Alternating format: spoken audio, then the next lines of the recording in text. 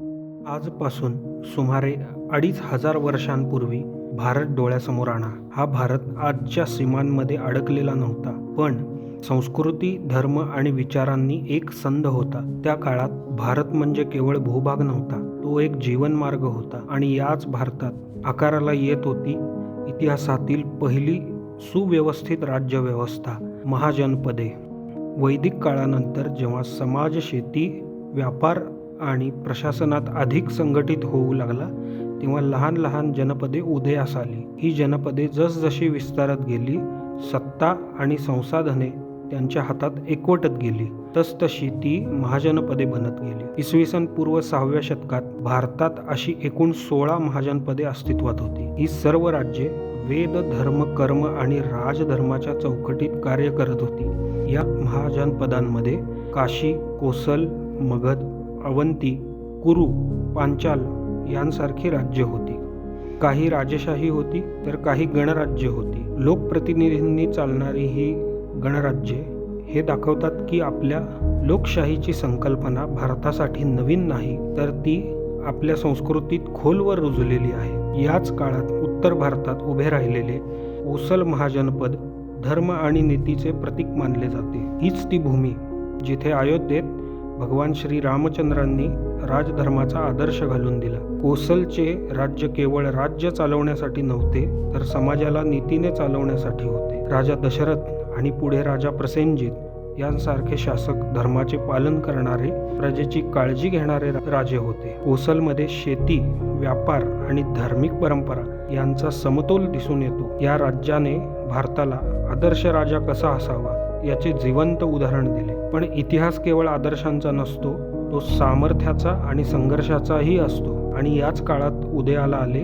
मगध महाजनपद. आजच्या बिहार भागात वसलेले मगध लवकरच भारतातील सर्वात शक्तिशाली राज्य बनले. नैसर्गिक संरक्षणाने वेढलेले, नद्यांनी संपन्न आणि शस्त्रांनी सुसज्ज असे हे राज्य होते. राजा बिंबिसार आणि त्याचा पुत्र अजातशत्रू यांनी मगधची ताकद ओळखली.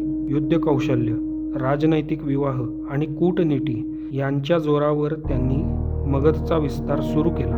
मगध केवळ युद्ध जिंकत नव्हता, तो प्रशासन, कर व्यवस्था आणि सैन्य संघटन यामध्येही पुढे आला होता. यामुळेच मगध पुढे भारतातील पहिले मोठे साम्राज्य बनण्याच्या दिशेने वाटचाल करू लागला होता. मगध आणि कोसल यांच्यात संघर्ष होणे हे तर अटळच होते. ही लढाई फक्त 2 राज्यांमध्ये नव्हती, तर प्रभाव आणि नेतृत्वासाठी होती.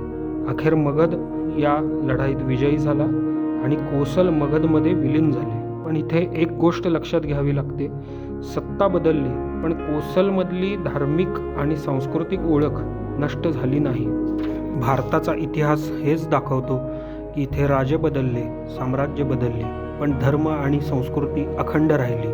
महाजनपदांचा पाया कोणत्याही एका व्यक्तीवर नव्हता, तर तो धर्मावर होता. राजा स्वतःला देव मानत नव्हता, तर देवाच्या नियमांनुसार राज्य करणारा सेवक मानत. राजधर्म, यज्ञ, वेद, आश्रम व्यवस्था आणि कार्यावर आधारित वर्णव्यवस्था या सगळ्यांनी समाजाला स्थैर्य दिले. ही व्यवस्था शोषणासाठी नव्हे, तर संतुलनासाठी निर्माण झाली होती. आज हजारो वर्षांनंतर जेव्हा आपण इतिहासाकडे पाहतो, तेव्हा हे समजते की भारत कधीच असंघटित नव्हता. महाजनपदांनी भारताला राज्यकलेची दिशा दिली, प्रशासनाची शिस्त दिली आणि धर्मावर आधारित समाज कसा चालवायचा हेही शिकवले. म्हणूनच भारत केवळ एक देश नाही, तो एक प्राचीन, जिवंत आणि अखंड राष्ट्र आहे. हा इतिहास जाणून घेणे म्हणजे भूतकाळात अडकणे नाही, तर आपल्या मुळांना ओळखणे आहे. कारण ज्याला स्वतःचा इतिहास माहिती असतो, तोच भविष्य घडवू शकतो. जर तुम्हाला असा खरा भारतीय इतिहास ऐकायचा असेल, तर हा व्हिडिओ लाईक करा आणि आमच्या चॅनलला सबस्क्राईब करा आणि कमेंटमध्ये अभिमानाने लिहा, भारत माता की जय.